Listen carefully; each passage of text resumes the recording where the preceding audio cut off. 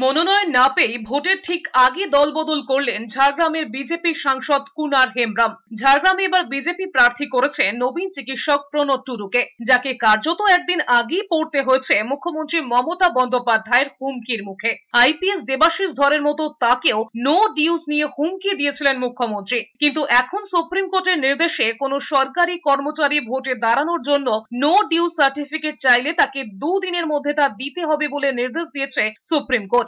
এই অবস্থায় প্রথম টার্মের পর কুনার হেমব্রমের কাজকর্ম নিয়ে বিজেপির জঙ্গলমহলের নেতৃত্ব খুশি ছিলেন না বলে খবর। ফলে কুনার হেমব্রম দল বদল করবেন এমন একটা হাওয়া ছিলই। আর তা সত্যি করে রবিবার অভিষেক বন্দ্যোপাধ্যায়ের হাত ধরে বিজেপি ছেড়ে তৃণমূল কংগ্রেসে যোগ দিয়েছেন বিজেপির বিদায়ী সাংসদ কুনার হেমব্রম।